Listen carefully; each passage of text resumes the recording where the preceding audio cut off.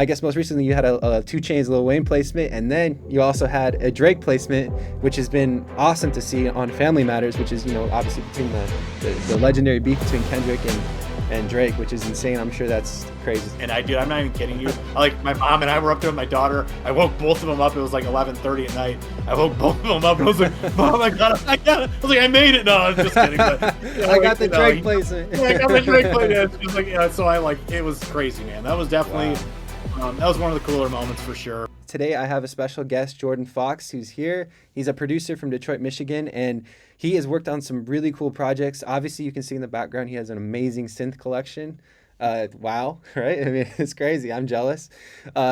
Anyway, so we're gonna be talking to him today. He's produced for Babyface, for Lil Yachty, for Lil Baby, for Denzel Curry, for Migos, for Nav, for Lil Skies. And most recently you had a 2 Chainz Lil Wayne placement, and then you also had a Drake placement, which has been awesome to see on Family Matters, which is, obviously between the legendary beef between Kendrick and Drake, which is insane. I'm sure that's crazy. So we'll get into that as well, but just wanted to welcome you on the show and clap it up for you. Yeah, thank you, Austin. Appreciate it, man. Yeah, man. No, I'm definitely excited to talk. Especially another synth guy, That's what I'm all about. Oh, of course. Of course. Always down to talk about that. It's always fun to talk about synthesizers. It's kind of funny. Yeah, I've been getting these synths, like I've been telling you, on Reverb, and I've been meeting these like really cool people, and they're just like so into this stuff. It's like I met this guy in the middle of Koreatown in LA, and he ended up being a pretty like bigger producer, and I didn't know him at the time, but I met him and it was just like I was telling him, like, dude, it's like we're the same person. I don't know you, you don't know me, but we can relate in that way because we Totally.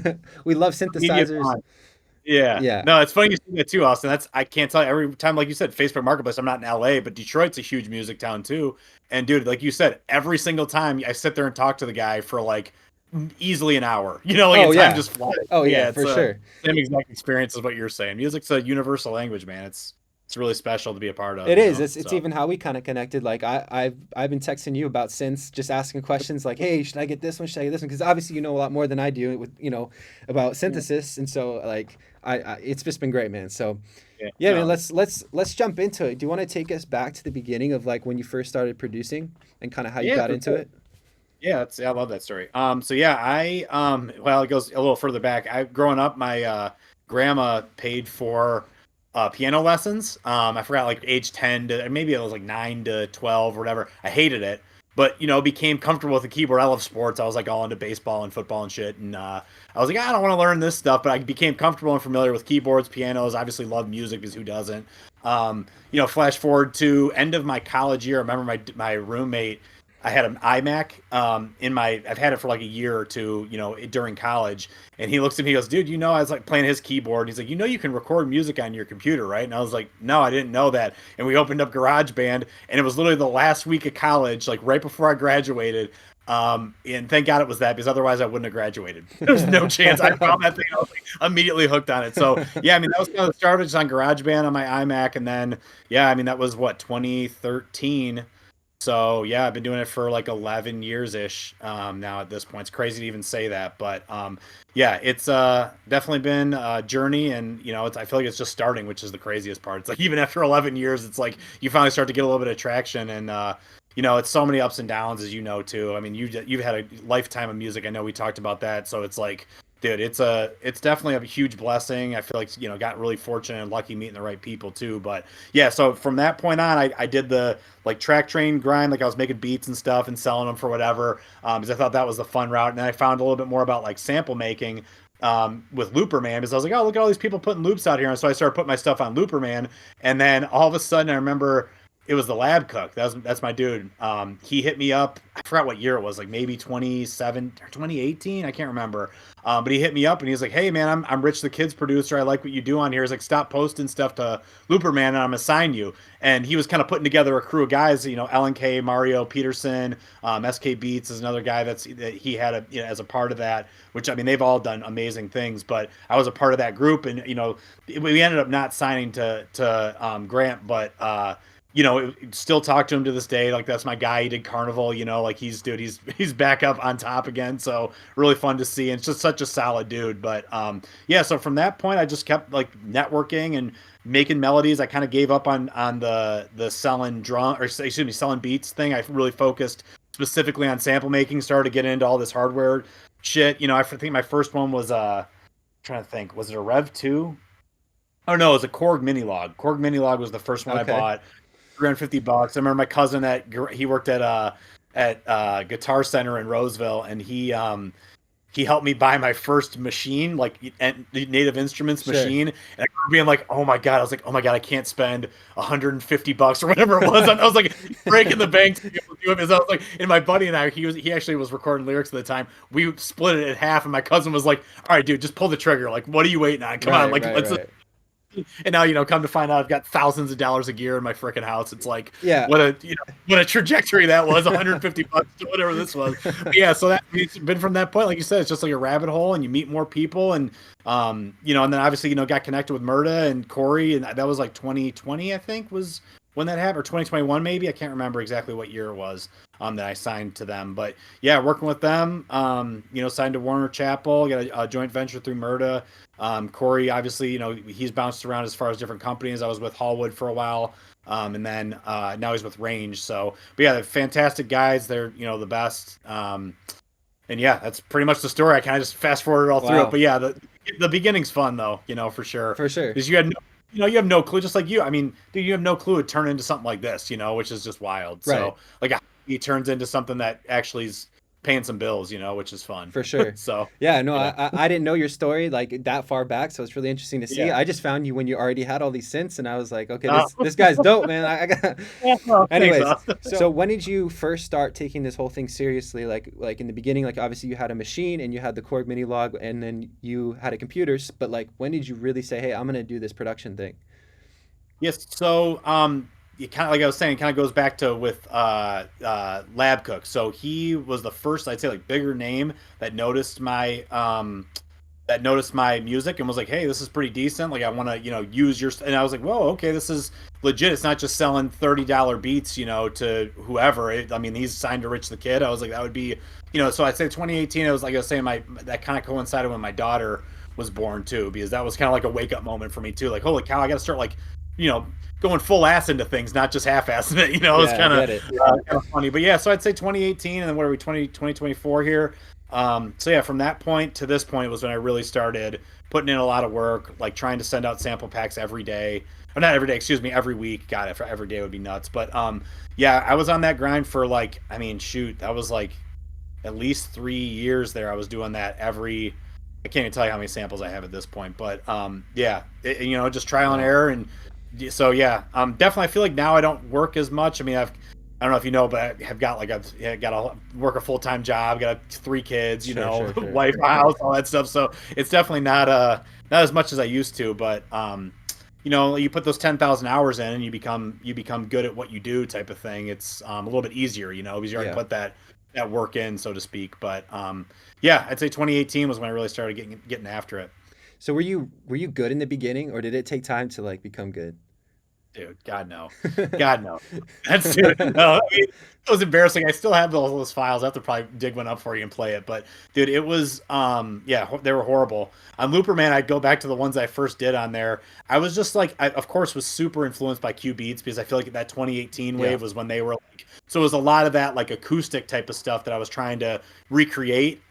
Wasn't really even all into this stuff, for the most part. It was like Contact Banks and Omnisphere, and whatever other types of sounds I could find like that, like maybe a guitar or something. But yeah, no, they were terrible, dude. And my beats were bad, my mixes were terrible.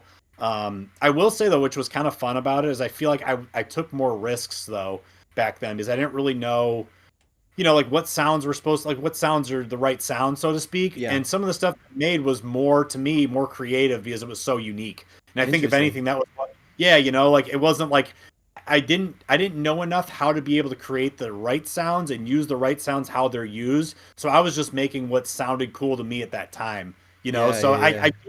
I sometimes I'm like, man, what was I thinking when I made this? sample, you know, like what was I trying to put together, like what artist. It was just more so just for me to like experiment, so to speak. So but it's funny that you asked that, because yeah, they were terrible in terms of what I currently make. Like what I currently make I feel like is way more like laser focused on, okay, it's stuff for Drake, it's stuff for Hmm. Future, it's stuff for Lil Baby, you know, whoever. I try to like hone in on that sound. It's more intentional. Whereas back then I was just making to make stuff, you know, and it Yeah, was, for I sure. hate to say it, a hell of a lot more fun, dude. Sure, Like, you sure, know, sure, sure.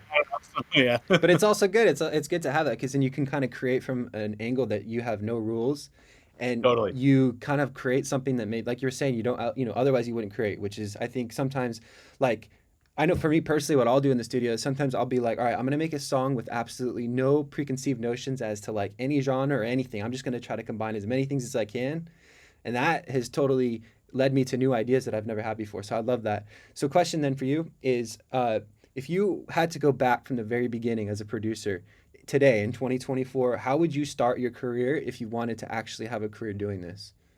Oh man, I feel like, dude, I've gotten that question before, and dude, I feel like it's, especially after the pandemic, there's just so many people like figured it out as far as like, oh shit, YouTube, oh shit, it's a computer, oh shit, there's software. Like, dude, it's so competitive now. It's like a whole, even as crazy as it sounds, from 2018 to 2024, it feels like the whole landscape's changed, you Mm, know? So, the way that I did it back then was like kind of like what Murda says too, like, you know, DMing people, and that I don't think that works as much as it used to anymore. And just like trying to like network horizontally, occasionally poke your head out vertically, but not like, you know, you're not like right when you start, not immediately. That was I forgot the meme, like opens up FL for the first time, makes a beat, DMs murder beats, you know, like come on, like, yeah. you know, like, Yeah, I get so it. finding like, you know, different ways that people like kind of like your level, so to speak. And Labcook did that, to my credit. He did that right off the bat for me, like with LNK and Mario Peterson, like in SK Beats. They were all like kind of starting out, so to speak. And then, I mean, I don't know if you know them, but they've had like so many songs, like huge songs. Sure. And yeah, it's just been crazy to see how they, you know, just put the work in. And I mean, I at that time they were still further ahead than me, I felt like, in terms of like their musicality. But yeah, so I guess in terms of today's thing, I think it's just relationships, you know, like that's Yeah. really what I keep hearing is like who you know, how well you know them. And I don't, to be fair, man, like I don't know how I would do that today. Just being genuine and like trying to fill a need for somebody. I don't know how you Sure. do it though. You know, like maybe like, and that's why I think like, I do my kits, like, you know, get your name out there that way and make quality products like that. Like I love my analog lab banks, you know, like Yeah. find something niche that like gives you a, not a leg up, but gives you a name somehow. Like my dude, 44th floor, like his stuff is a million times better than mine. But I mean, shit, he's like the pack god, you know, so to Sure, sure, speak. sure, Like that, sure. yeah, you know. But so that's, I'd say that'd be kind of the thing I'd lean towards. But I feel like it's way more difficult, you know. Yeah, yeah. And I could be wrong, but it just seems like even shit when I've, you know, a pretty good credit list at this point. I'll DM people and there's no chance, like nobody's answering me, you Yeah, know, yeah, yeah. like. So I don't know. It's tough. It's a little you know, disheartening, but you just got to keep working, you know, and kind of trust the process, I guess, so to speak. For sure. So how But important yeah, is actually getting in rooms with people? Because I was at a studio the other day and we were talking about like just getting in rooms versus just doing online. Like basically, yeah, because there's different routes you can do online, like sample packs. You can do YouTube. You can hit up people. You can send people samples, whatever. But like this guy that I was at his studio, he just randomly he was like, yeah, Kid Leroy comes through sometimes, and whoever's in the session gets to like produce or wow, wow, engineer for him. So it's like yeah. he's like it's really important that you just kind of in the rooms, and then when people are there, they're there. So I was just kind of curious, like on from your take, like how important is being in the rooms versus doing the online thing, or is it both? Like are both important? Like what's your take on the whole thing? Dude, if I was like, I mean, you're in LA, man. Like that's the spot to be. LA, Atlanta, Miami. I feel like, I mean, New York maybe too. But like, dude, it's I don't know. I don't get out as much nearly as often as I need to. I think that that would be. And I was talking with Nick Paps the other day. Him and I have been working on a lot of stuff. And he even said, he's like, dude, he's like, get in person, man. Go outside. Like Mm. you got to go. And I, to my discredit, like I feel like I just haven't done that. And it's, I mean, I hate to say I'm a homebody. Like clearly I've like, you know, Yeah, like I don't yeah, ever, yeah. you know, everything I want to, you know, hear. So, but yeah, no, man, it's, I definitely know that that's a big component of it. Like you said, shoot in LA, if Kid Leroy's pulling up to studios and like big names, you could Yeah. work with them just like that. Like, I mean, that's a no brainer to me. Like, get out and meet some people and network. Like, that's why people move there, you know? Sure. Like I said, I've been so blessed and fortunate to be able to, like, I guess, make the right moves over the internet, Yeah. you know, at the right time. And I think a lot of it's luck, timing, work that you put in, all that stuff. But, yeah, dude, I think that's one of my goals I put for this year. I still haven't even booked a trip, and I've been telling Murda for like months now. I'm going out to his place this month, but Sure. Sure. I don't know if it's gonna happen. So yeah, I definitely need to do that, and I think it's a pivotal part. And I mean, Nick was saying, he's like, dude, it's like 10 times easier to get placements in person than over the internet. Oh yeah, So I'm like, sure. you know, so that's, to me, I know that that's a big lacking component of what I got going on. Sure. But just finding the time and all that, like I was telling you, my commitments and all that other stuff is really tough to do. But Yeah. yeah, I think it's a big component for sure, man. I So wish I was in LA sometimes, yeah, you yeah, know, like straight you should up. come out. Honestly, dude, I know, man. I've been saying it for too long. I But know. you know what? I come up and I'll hit you up, bro. We'll Yeah, for definitely sure, we'll for find. sure. So yeah, so if you, because you obviously have like done a lot of your work online. So my question for you about that is like, if you're a producer starting out from scratch and you just want to make beats or you just want to make samples and you want to get your name out there to some degree, would you start from the angle of making beats? Would you start from sample making? Would you start from starting a YouTube channel? Would you just focus on like short form content? Like what would you do to get out there? Would you DM people? What are your thoughts on that? Honestly, dude, I think that's it. The short form content. I think, like, Yeah. I see Nico Barron, or I don't know how you Yep. say his name, but my dude Mars, who signed to Murda, he just started up a TikTok, and like, I feel like already he's got some motion based off the content he's doing. Like, to me, that would be and it's, people don't like to do that. I don't like to do that. I don't like to show my face. I feel like I look like a goof ass, you know. So it's like, it's tough to, it's tough to be courageous enough and bold enough to like put yourself out there. But it sure feels like that's what's most consumed at this point in time, you know? Don't you Yeah. think? Like, Yeah. I agree. that's how I, It's like, unfortunate, I think a little bit yeah, from like the artistic perspective, but like yeah, it also is kind right, of a cheat code in some ways because you can get your name totally, out there quicker. right. And if you're good at it, like Mars and Nico are amazing musicians. So it's Yes. like, like they're, dude, it's, for myself, I don't know. I tried, I don't know if you saw that, but I tried a couple Yeah. of those little short form videos, Yep. and I kind of felt like the timing thing, it was just so much editing and like I Yep. said, time.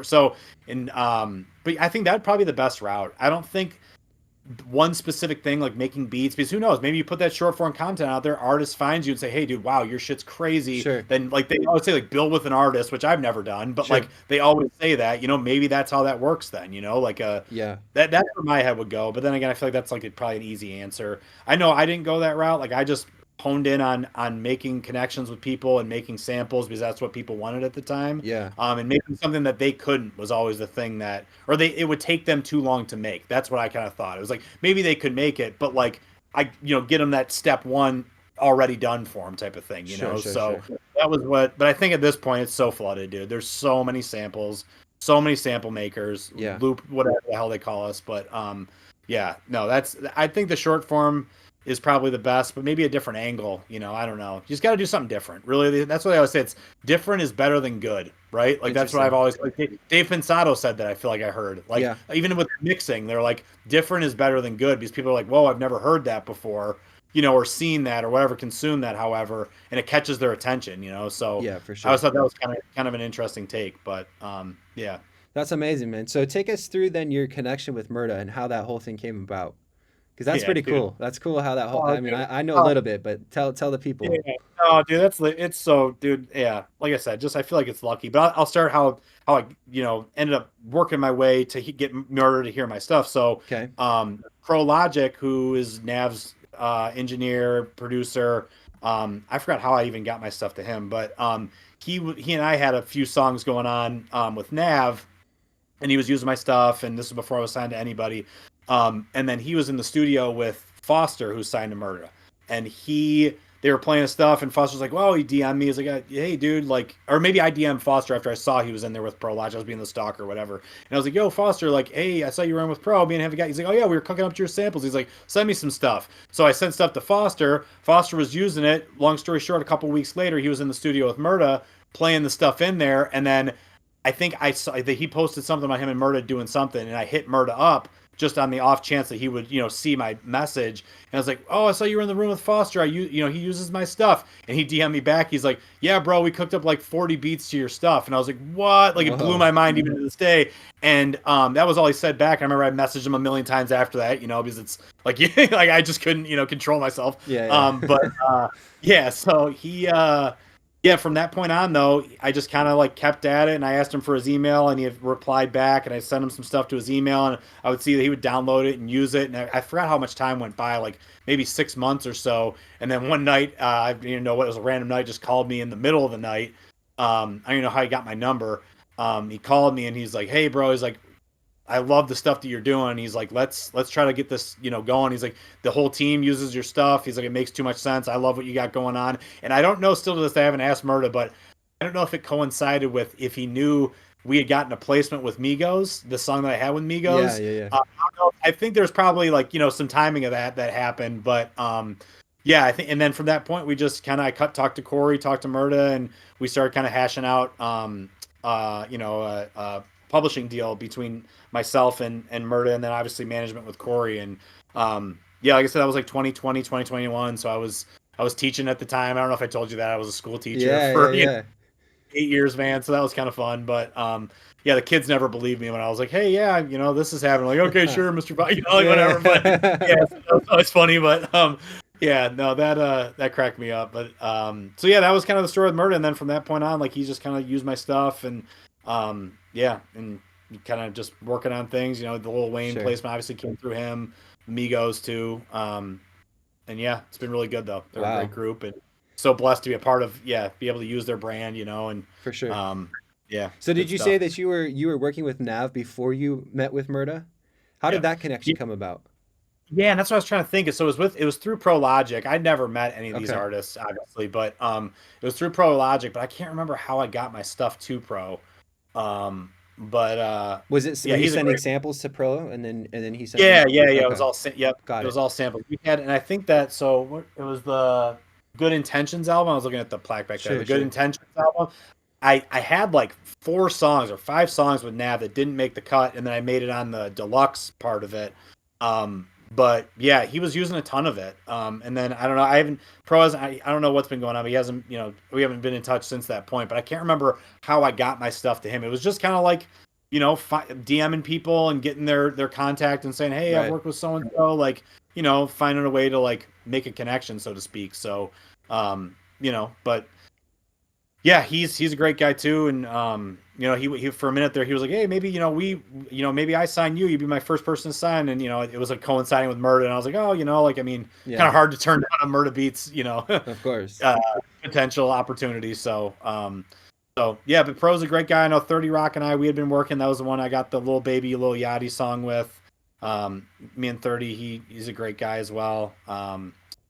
Yeah, it was just emailing and DMing, dude, which I don't think you Okay. can do which is Yeah. sad as shit. But what do you think, Austin? You think that that's I don't know. I I don't know. mean, I feel like ever since the pandemic, it's gotten a lot more saturated, to be honest, because everyone was at home and they didn't have anything to do, and so a lot of people became more. They got into music production more. I think. I don't know. totally. Do you think? I don't I, know.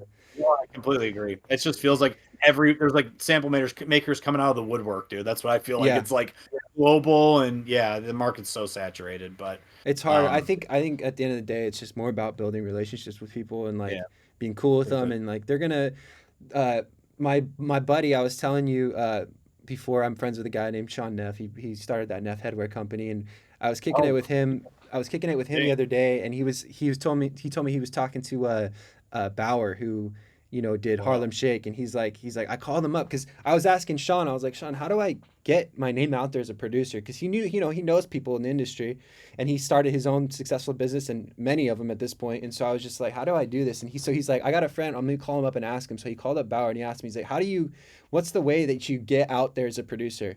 And he's like, Yeah. there's two ways. He's like, the first way is you get in the rooms with people. He's like, that's pretty much like the main way. That he's like, these people that are working with these big artists, a lot of them are just their homies. You know what I mean? So he's like, get in the rooms and make friends with as many people as you possibly can. And the second way was, he was just saying, he's like, you can do it online, but it's just a long grind basically to do it. So it's just Yeah. kind of interesting. I think like at the end of the day, it comes down to like who you know, and Yeah. Yeah. I think the barrier for being successful is having good music first. Like that's the lowest barrier of entry, I think. And then Yep. from there, you just have to be like a cool person. You can't be someone that's like, sliming Yeah. people over, and you want to Dude. provide value, I think, for people, and just be a good dude at the end of the day.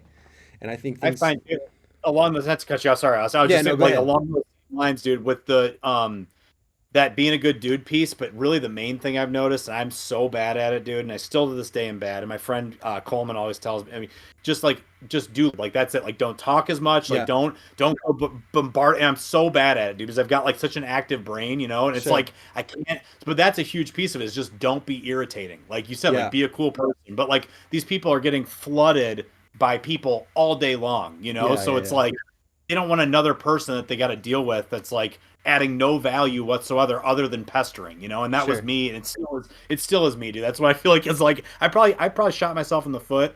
I couldn't even tell me how many opportunities because I couldn't freaking get off my phone, sure, like sure. take a walk or some shit, like Yeah, yeah, that's the part of the internet. Like if you knew the people in person, you'd be like, oh, this is a fucking person, dude. I'm not gonna bug the shit out of them because they're a person, like it's not right. like just some profile that you I don't know, and that was my mistake. So maybe other people don't make that mistake, but I know for a fact I'm just god awful at it. Like just sitting there I smiling. think we So, all but struggle yeah, with that at some point. Like yeah, it's a fine line, like of being like really oh, persistent because you kind of have to yeah, be in the industry, but yeah, at the same time, like you want to be a chill dude. And like if you were, totally. I think at the end of the day, like you have to think of it like if you want to be in the studio with somebody, could you just kick it without making Right, music?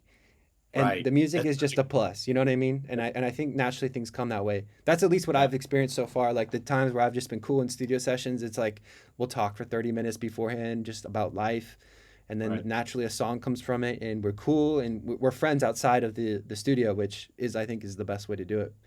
Point. Right. But Yeah, I think a lot of producers just are not super social, and I think sometimes that kind of hinders them from having those right. opportunities, which is fine. It's just maybe they have to figure out a different way to do it. But so I have a question for Yeah. you about your placements, your major placements.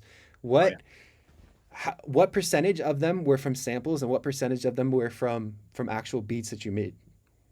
Oh, well, yeah, I don't think I've ever had to clear an actual sample, right? Like in terms of like sampling like a record, Like I or no? mean like samples that you made. Like what percentage were from samples that you were making yourself versus ones that you made beats to? Does that make sense? Oh, shit. Oh, I never, dude. I never make beats to any of Yeah. them. They're all, Okay. yeah, like every single. Yeah, I mean, look, what I'll do, I don't know if sometimes I'll like cook up on live. I mean, like nobody jumps in and is like, who the hell am I? But, um, I put like a little like it's basically a metronome, but it's just like a hi hat and clap pattern, and I'll put some kicks in there, like just to hear if there's like a pocket. It's always the Sure. same thing, which I need to. That's a kind of a cheat code too. Is like depending upon the music you're making, find the percussion, the rhythm element of it, and then add your music to that. I mean, that's the closest I'll get to making a full-fledged beat. Yeah. Um, but yeah, I don't know. Yeah, all of them have been just samples. I'll sit down here with my little click track of my hi-hats and Yeah. claps and make whatever I make.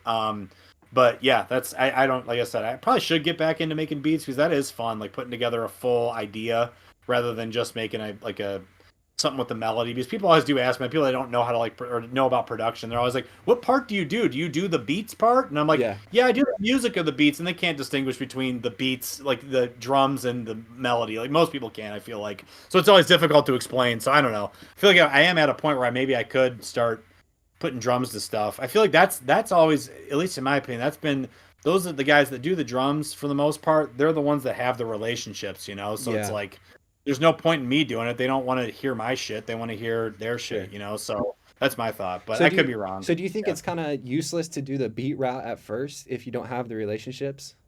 I don't know, man, because I learned a lot from making beats too. Like I was saying, I mean, I probably made, I can't like hundreds of beats before I started making samples. Sure. So I learned a lot about like the structure of songs through that. I don't know, man. I don't think you can go wrong as far as your time goes, especially if you're like younger, like early 20s, and you got nothing going on. Just Yeah. like Yeah. Yeah. Yeah. start doing some stuff. But yeah, I don't think you can go wrong. I really do think that if I was doing it, and I've never heard that phrase like that, but the short form stuff, I totally would have done that way. Sure. That seems to me like what everybody's on and doing, and seems like it's a good way to build a network, through that. Yeah, So for sure. I was listening to an Illmind interview with him and Russ, and I remember Russ was saying like, if I wanted to be a producer now, all I would do is I'd go away for like a year and just record like a ton of short form content, and then I would put out making a beat every single day for the whole year, and then like he's like, I guarantee by the end of it, your life would be totally different. Like you'd have so many other opportunities, people would be hitting you up. So I think, yeah, I mean, I think people that are like, I don't know if you pay attention to Kavi at all, who's a producer. He's big on YouTube. oh yeah, yeah, yes, I do know Yeah, him. Yep, yep, like I know yep. he's kind of started. I know he lives in like Colorado, but Wow. so there's not really a big music scene out there. But he's like Yeah, totally found success by doing the online thing, building an online brand. He does all the content, and yeah. as irritable as that might be to actually have to do, I think it does work Yeah. in No, today's I in agree. today's age. But And dude, and like I know we keep talking about Illmind. I definitely it wasn't it him who said that's it. Like you just gotta like put your head down and create like however yep, many beats a day. Isn't yep, that like his that's his yep, and yep, I mean dude, that's exactly my like just you just do it. You just figure it out. The more trial and error, you figure out things, you read more things, you talk to people, you message. I mean shit, I was all on Reddit. I remember like countless beats when I was first starting out. I put it on like the feedback form, which it sucked. People were like, great beat, whatever, like hear sure, my shit, they yeah, never actually but like sometimes people would give you actual feedback, and that was helpful. But like really intently listening on stuff, I thought that was. But like I mean, like Elmine, he's not wrong, dude. Of course he's not. Just like anything, you just got to put your time in. It's not going to happen right away. of course not. Um, so I don't know. I It's think I think people too plan sometimes too much, and I think they need to just take action first, and then kind of like dude, as things right? go, just adjust. Totally, such Because a great point. life's Yep. not planned. You know what I mean, Rick? It No, really can't be planned.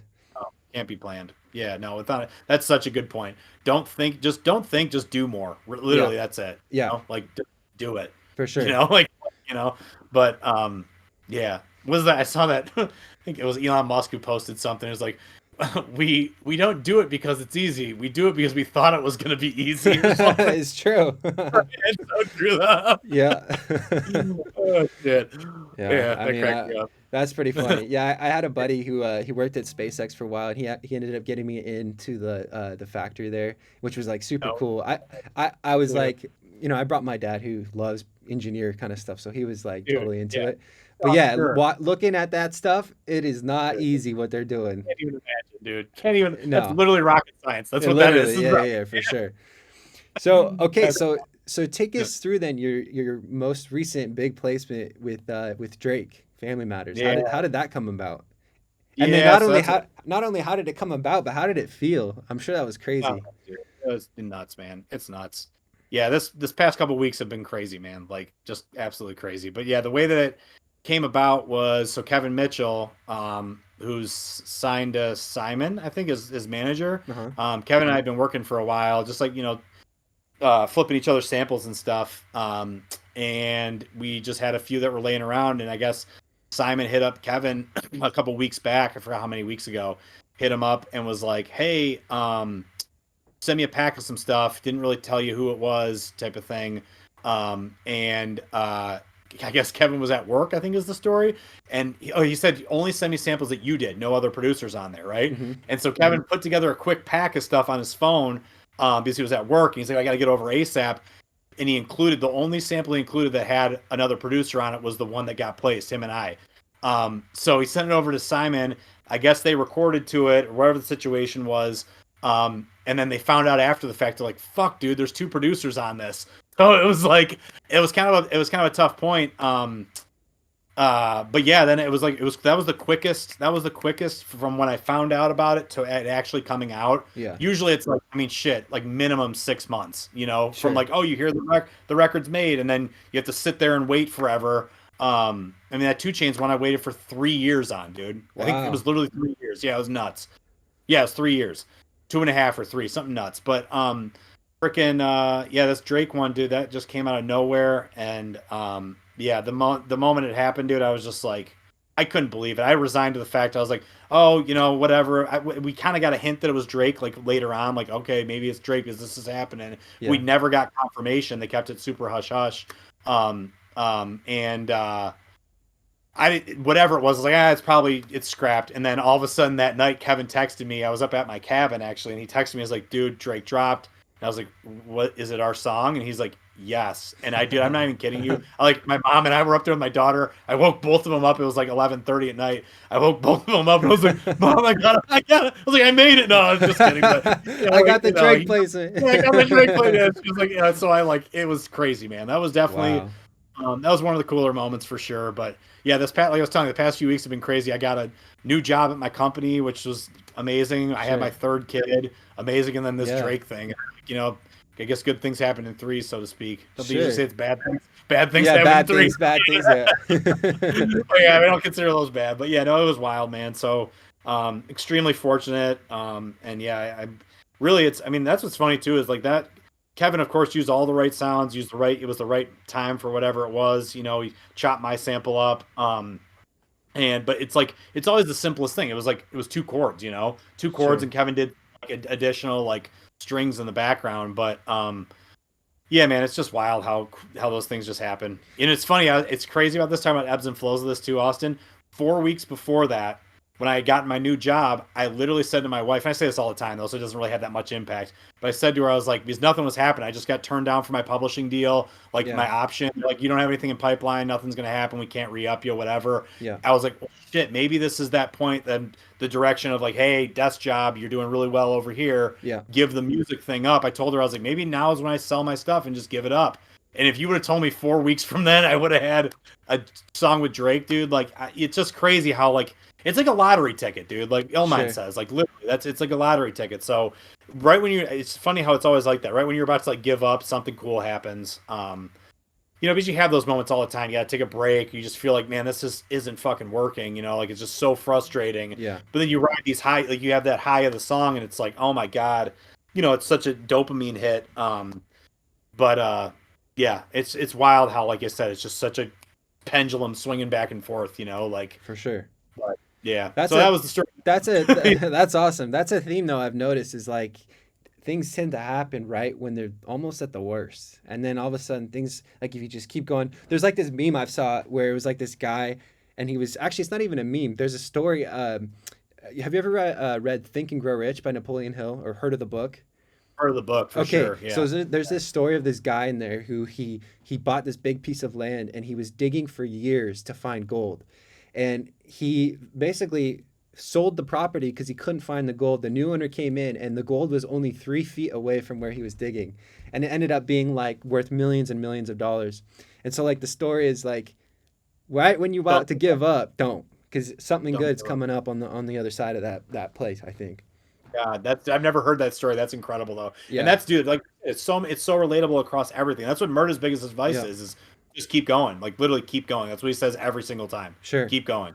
Because I'm sure he feels it too. Like all these guys feel it. Oh Like yeah. it's dude, being creative is fucking tough, dude. Yeah. Like especially in this industry, it's so tough. Especially when So it's a job like that's you dude, know what I mean like dude, that's yes. so okay so Yeah. speak on that then speak on like someone who wants to come into the industry. What does it look like making it your job versus just keeping it a hobby, and when should you keep it just a hobby? I'd still talk about that all the time. Not to get too much into my buddy's business, but he's had some serious killer songs lately, and he works a day job, and we make like really good money doing our day job. So it's Sure. like it's really tough. We've both got kids, and it's like so it's dude. That's a debate I have every day. I don't think I'm nowhere the way that I'm accustomed to living. I'm nowhere close to financially being able to make that leap, and I don't think I ever will. Yeah. I mean, but then again, it's hard to say never ever because you never know. Like I said, I never knew I'd have a Drake placement Yeah. 4 weeks, so like it's really tough to know. But yeah, man, dude, it's a really tough thing to say. I know, like I said, from my circumstance with the kids, family, house, whatever I got going on, I love my day job too because first of all, it's a great job. Second of all, it does give me a break. I do think doing a full-time thing, if I was doing music full-time, dude, I would drive myself nuts. Yeah. Like it would be, and that's what's kind of a reward to me is like I get off my work, whatever I'm doing, done playing with the family. Oh shit, I got to 3 hours on Saturday morning to make whatever I want to make. And yeah, it's a pressure cooker, but like once you're good at what you do and you know what you want to make, like dude, those are some of my favorite things I've made. Is like when you're on the clock, so to speak, like Sure. like oh Sure. shit, I got this time. So and it kind of holds your inspiration back. Whereas like some days, like I remember when I was teaching, it'd be summertime, I didn't have any kids, and I'd be sitting there, I'd be like, oh my god, like when am I even gonna make? Because you had Yeah, so yeah, much yeah. time, so it's Yeah. like, but yeah, dude, the full-time thing, it would be amazing to do it. I don't know. I mean, I don't know how many people are truly doing it full time that are like sample makers, like, I mean, Sure. Q Beats, Des Wright, like, you know what I'm saying? Like, I don't know Yeah. a ton of people that, and I don't know a ton of people's business to be fair, but yeah, I don't know, man. What do you think? That's where my head's at with it. I don't know if I'd ever I be don't able to know. do it. I mean, it So just yeah, depends. I think if you really want to do it, you got to really do it, and I think if you love it, you got to do it. But at the same time, there's also that side where it's like making it your job puts like a lot of pressure on you, and it kind of takes the fun out of it to some degree. But so it just kind of depends. It depends what you want. But then you have people that that make it and they're doing it full time, and I don't know. It just but at the end of the day too, it's like you only have one life. So yep, if you're in a position where you don't necessarily have a ton of responsibility, and why not go for it until you do? It's kind of like what yep, Gary Vee always says. He's like, just put your head down when you're 20 and look up when dude. you're in your 30s and see where you're at, and you know, Right? Honestly, God, it's so true. Yeah, I know for a fact, like Murda and Corey, they would be like, dude, no plan B, like yeah, plan A. Like I guarantee that's what they would say. But they did the plan A though. But again, yeah, I do think a lot of that is age. Like I hate to be like that and like yeah, what you got going on. But like dude, I mean, there's no chance in at least I don't know. I guess there's not no chance, but it's really to me and putting in my brain and knowing all the things I know about how hard it's been to even get what I've gotten, yeah, doing what there's just I just don't know what else I could do. You know what I'm yeah, saying? for From sure. this. It's a defeatist attitude, I guess, too, but like that's just my own personal opinion. I don't want to say I'm like negative or skeptic, but if I was 22 and I would freaking put in the work in my teens like some of these guys do, Yeah, like they know what they're doing, then fuck, dude, I'd totally do that. Like go and freaking sure. like you said, put your head down and look up when you're 30 and Yeah, move to the right spots, make the right moves if that's truly what you want to do.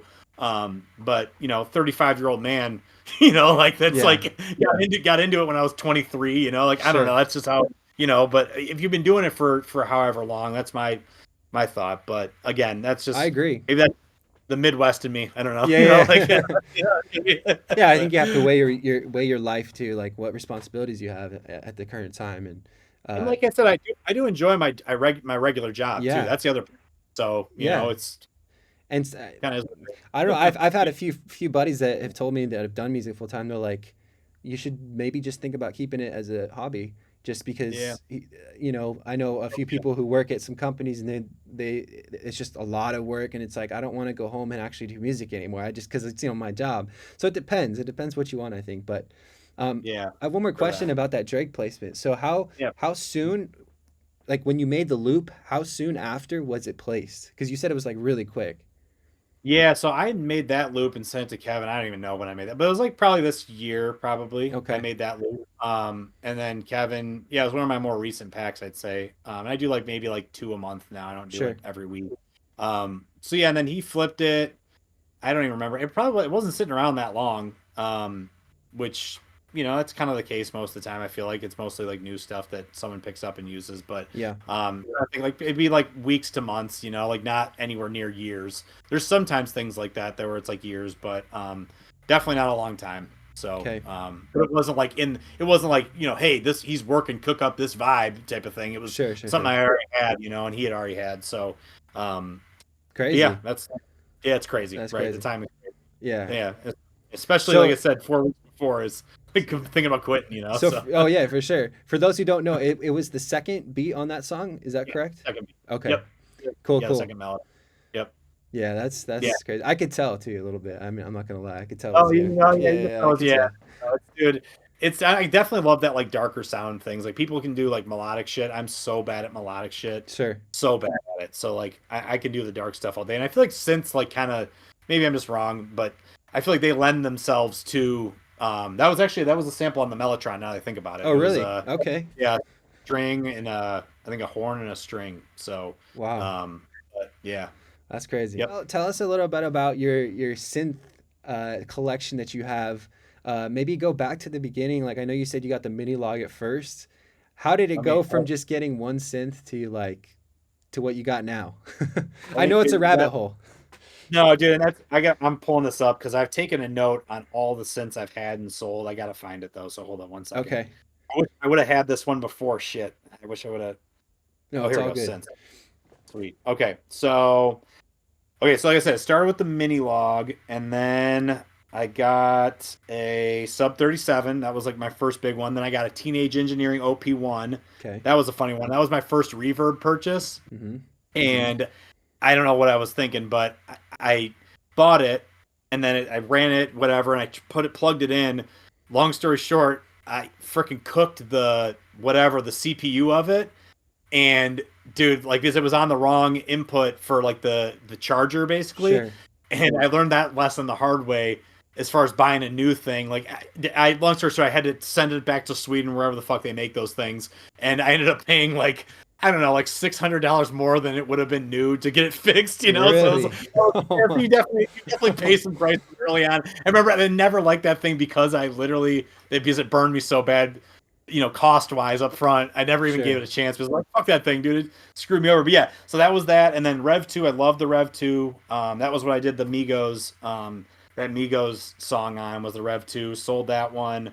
Had a Prophet 6, had a couple desktops, a Prophet 6 one, um, and then a OB6. But I hated the desktop units because it was like I don't know, it just didn't work in my workflow. And yeah, man, there's so many I've had. So Poly D, I bought that before I got the. Actually, I traded part of my what I sold, traded my Poly D for the Mini Moog down the street. Obviously not a square trade. I had to give a lot of cash for that too. But yeah, but had a Deep Mind for a while. That was another desktop one. Had a Crumar Orchestrator, a Matrix 6, DX7, which I missed that one a lot. The Grandmother, that was one I loved too. Just freaking crazy tones out of that. I had a Prophet 600. I sold that. An M1, Korg M1. I had a Matriarch, the Dark Edition. I don't know why I sold that one either. I love that one. Just sold my Poly 6. Had a CS15. Had an SY1. Had a little Theramini. So yeah, dude, it's like, and that's what it's like, a revolving door in here. So like, you try one out, like, oh, I kind of like that, and then you sell it, or trade it, wherever the hell I do. But yeah, the current setup, that's how I kind of have it organized. The ones I use the most are usually like nearest to me over here. Sure. So it's a Prophet 10, Mellotron, Moog 1, this was nuts looking back, and I can't believe I bought that. Yeah, Um, yeah. yeah, Prophet 10. And then this is a Sonic SQ80. And then these little ones over here is like a ARP Odyssey, and then a Casio SK1. I don't know if you can see that. Let me see. Actually, this is my favorite shit when I was on Twitch. Let me see if I can Oh, pan that it the is right way. sweet. Okay. Yeah, Oh, right. yeah, So yeah, yeah, yeah. yeah, there we go. Dope. Yeah. So yeah, that one's over there. And then yeah, like you were talking about the Hydra Synth, that one's dope, dude. That Yeah. deluxe, you should probably look into that. That's a Okay. fun one. So yeah, the Mini Moog, the OG on top, that thing, that's like I'm never selling that, dude, ever, Yeah. regardless. Just because Keep that history till and you're design. dead. Hell yeah, dude. Yeah, that's definitely keeping forever. Yeah. Then the Super 6, I love that one. I was telling you I want to get that Gemini, I think, next. Oh yeah, that one Then the looks so sick. so The sick, new right? the I new saw, one that they just came out with, right? yeah, dude, Yeah. so sick. Oh man. Yeah. I know. So that one, it's huge though. It's like I want to say it's like the same size as this, or like Sure. very similar footprint. But I don't have the deluxe Hydrosynth. I just have the 49 key, I think. Okay. And then the two Junos, the 60 and the 106 on the bottom there. So those are OGs, and I mean, I probably won't ever sell those either. Yeah. And then further down, like you said, you got your OB6. I love that one. It's got some Yeah. like raw tone, and then a Phantom X6 below that, and then the one I definitely never sell, that ARP Selena 2 over there. Okay. Things, yeah. I mean, it only does. It's like a one trick pony, but like, man, is it just? It's crazy, you know. What it Like it's does such a though great. is amazing. Oh, dude, it's so amazing. Yeah. Like you can't. And I hate to say it, but the software just doesn't. It doesn't touch it. You know, like Yeah. I don't say that about. I feel like most of the stuff after all the degradation we do to the samples, you can make it sound somewhat similar, I guess. Sure. But like that one, I don't think it touches it. Yeah. And then the other two down there, that's a SK 20, which I want to sell. I'm sick of that thing. Nobody wants it. But I got Yeah. hosed on that. I think I spent like $1,300 on it, and I think they're selling for like $750 now. And I'm like, damn it, dude, like half price. Yeah, yeah, I don't for know. sure. But yeah, and then there's like a little like cheap Kawhi down there, and then over on the other side, I'll pivot this thing. Okay. Um, the other, oh shit, wrong way. The other side here, we've got the Kawhi. What is that? PH50, and then just a cheap. I found this on the side of the street. This little Yamaha, whatever. It's got some goofy sounds on it. Okay. And then this is like an electric piano, CP25. Then the Casio CZ3000. I love that one. I bought this little. Let me see if I can zoom. Hold up. I'm showing off all these ridiculous things. Let's see. Can it zoom? Can you zoom? It's a pan tilt zoom, dude. What the fuck? Oh, there it Yeah. goes. There we go. Hold up. I'm just gonna get this thing going. But yeah, I'll show you that little whatever. I mean, I got it. Why not Wow. use it, right? Yeah, for You sure. know. Oh yeah, yeah, So okay. see that little box on top there? So that's actually like a bunch of. It's like a sound bank. It's got like thousands of presets in there.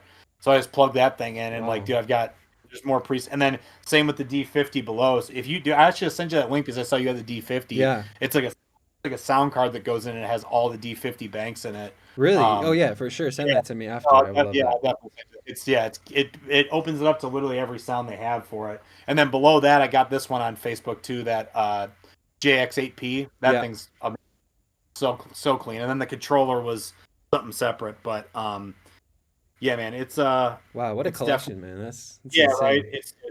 It's nuts, man. How much I've spent and how much time I've spent on it too.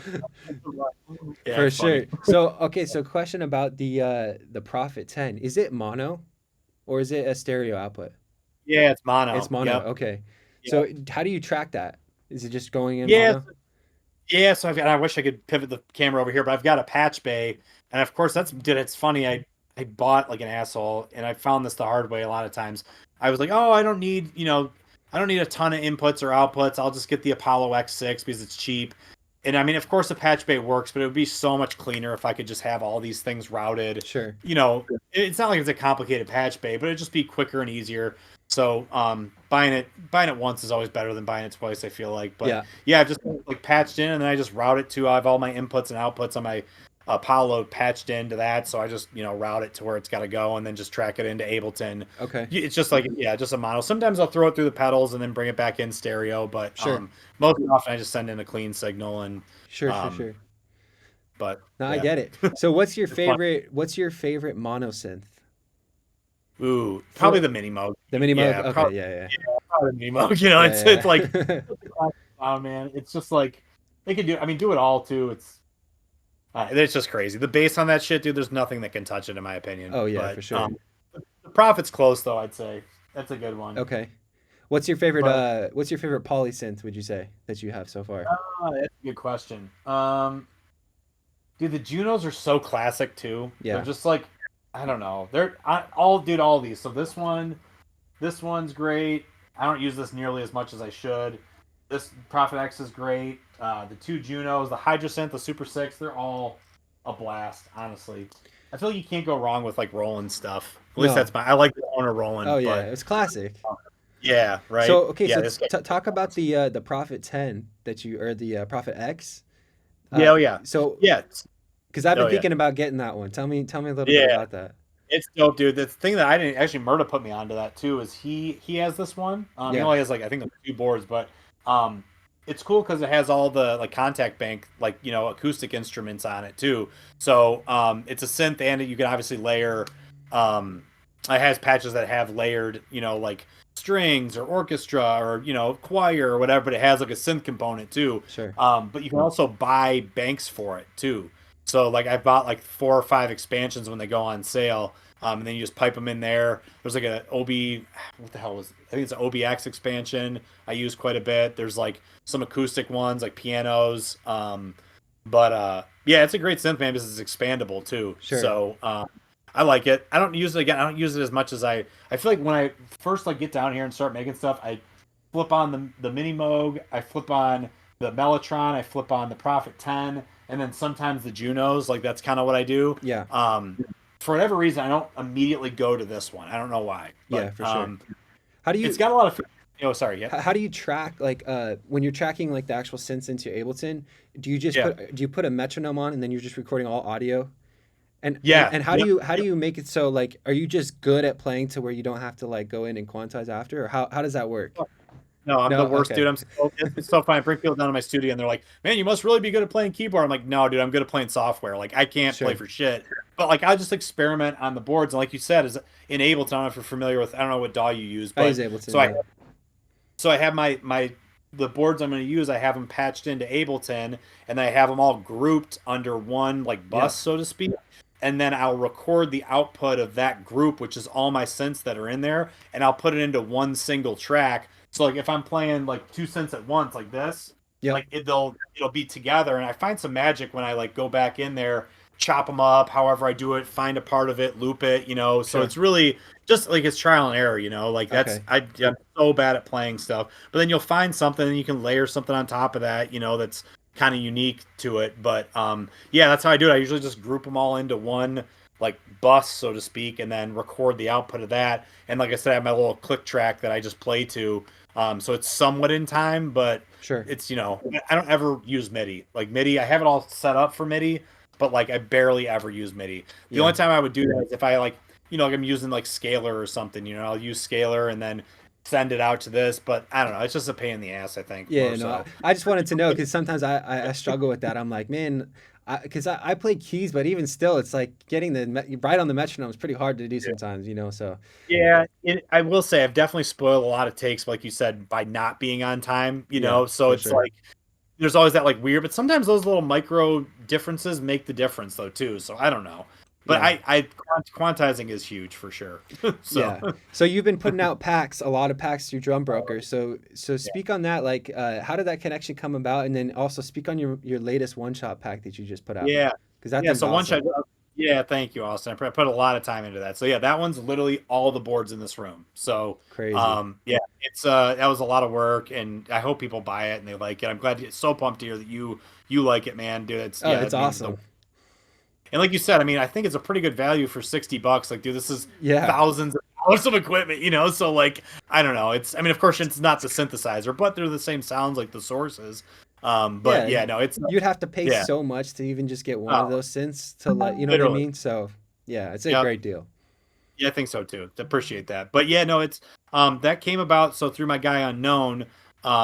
He we used to we were putting packs out under his label on Drum Broker. And Unknown split off. He went over to put onto his site, and then Drum Broker's like, yeah, I can keep your stuff on my site too. So this last pack he wanted exclusively through that site. So Sure. it's only on Drum Broker, but yeah, it's definitely a special one. But yeah, dude, I love all that stuff. Like I said, that's like my favorite thing is like sound design and blending sounds. The analog lab banks, I had so much fun making the Omnisphere bank, and that's probably gonna be my next one because now I have a ton of new source sounds from my one shots, so Yeah. I'll probably just take those, manipulate them in Omnisphere.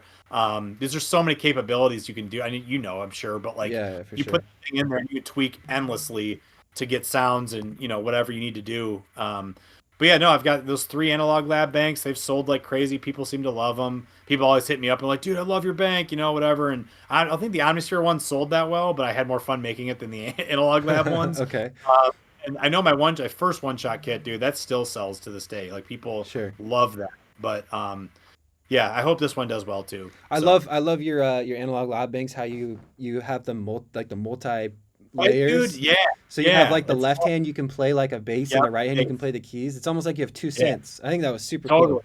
Yeah, thank you, Austin. I remember when I literally stumbled across, I saw like the lines down there, and I was like, oh shit, like you can, Yeah, yeah, like yeah. you said, like, you can choose what keys they're on. And yeah, I was like jamming for like hours. I like, because you have the sub down there, and it's like, yeah, that's cool that you noticed that, man. Oh I think yeah, I that is a use your special. banks all the time. I love it. So Oh, nice, yeah, Austin. man, Thank of you, bro. course. So yeah, Yeah, I got one more question for you before we finish yeah, up. Um, yeah. so the great debate, of course, is software able to touch analog as far as the Uh, quality or the uh, grit or the whatever you want to call it. What's your opinion as someone who obviously has a bunch of analog synthesizers? Is it close or is it not? yeah, that's a tough one. Dude, I hate to say this, but like software gets you so damn close, dude. However, this is what I've always said about the hardware. Walking up to a computer, and Foster and I were laughing about this, like because he grew up wanting to be a rock star, right?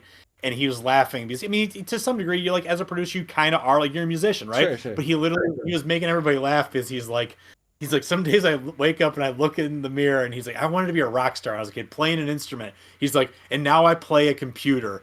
He's like, and like that's what like to like he was like giving himself shit about that. Like there's just some musical element, at least to humans, I think, of having the instrument in front of you Yeah, that inspires something different than sitting in front of a laptop, like this, hunched over. Of course, you can get probably similar types of sound, similar ideas, and yeah, there are things that the laptop do fucking a million times better, like intricate MIDI designs and all sure. this crazy shit you can do in there. Like, I definitely go back to the software a ton. However, there is something special, I think, about physically doing things. Just like, I mean, like our world today, like going back to the office. Like there, of course, people fucking hate going back to the office, but like there's a certain element of like that you get from face to face interaction. I Right. think it's the same type of thing here. Like yeah, you can do it on your software, but there's something special about this too. Sound wise, I mean, there's a few of them that I think nothing can touch. The Mini Moog, I don't think there's a single, even though that fucking plugin's been, how many different Mini There's Moog a plugins have bunch. there been? There's right, so, Yeah. but I still don't think it touches it. Yeah. Other people will say otherwise. The Selena one, I don't think touches it. There's nothing out there that does this. I mean, you don't want to spend 8 Gs or whatever the hell that is to get it, Sure. but yeah, I mean, dude, and like the Juno ones, there's some that get pretty close, but again, I think there's some different tone to it. At least to my ears in my studio, that's different. But Yeah. it doesn't justify the thousands of dollars that you purchase. You know what I'm saying? Like, I Yeah. don't know. That's the hard part. It's like I don't think it's essential by any stretch. It's the ear, not the gear, right? Is that what they always say? Sure. But Sure. but to me, I thought it was like, I love collecting, first of all, clearly. Yeah. And then I was like, oh, that's a cool representation visually for Instagram of my commitment to this, where other people haven't done that. So Yes. again, something a little bit differentiating, as far as like how it could have stood out a little bit. Like, oh shit, this guy really does this type of thing. Oh yeah, for sure. That was my thinking behind it. But Yeah, no, I totally agree with you. When I got my yeah, OB6 and I played with that yeah, SEM filter, I just got chills. I was like, oh my gosh, I have never heard anything right. like this on software. I just Yep. haven't. The way that it like goes down when you filter it down, it's just the most beautiful like resonance. It's just crazy. Oberheim got literally chills you talking about that. It's hilarious. But Oberheim's Oberheim's filter and amazing. right, I know, dude, they're just incredible. Yeah, and Yeah. even, I mean the profit filter is great too. It's all in the filter, right? Of course, but yeah, it is so much fun just like jamming and just like twisting knobs too. You feel like a Yeah. mad scientist. Yes. Like you can do it in the software, but like you're clicking, it's It's not way more fun when you have the real yeah, thing. It man, really right. is. And Yeah. at the end of the day, like we said, man, you got to keep it fun. That's what I think. For Like sure. if it's not fun, then what the fuck's the point? Yeah. Like that's my Just opinion. go But do something yeah, else if it's not fun, right? yeah, literally, right, totally. Go find something fun for you. For sure. So yeah, no, that's dude, great, dude. This has been a great one, man. Yeah, Thank man. you. Well, thank you. Thanks for coming Yeah, on. I appreciate it. Just yeah. where can the people find you if you want to just drop like your Oh socials? yeah, yeah. So yeah, prod.jordanfox on Okay. Instagram. That's pretty much it. And then obviously on Drum Broker, if you guys pop on over there, Sure. that's a really well known site. And then yeah, I've got my little site, same thing, prod jordanfox.com. If you want to hop over there, it's the same stuff that's on Drum Broker. But yeah, Awesome. Yeah, his good shit. his packs are amazing too. I have them and I've used them, so go cop Thank those for sure. But yeah, yeah, man, man. we'll talk soon and appreciate you for coming on and yeah, man, this was awesome. I think this will help a lot of Thank you. people. Yeah, that's the point, right? That's the point. Appreciate it. All right, thanks, Jordan. Sweet man. Bye.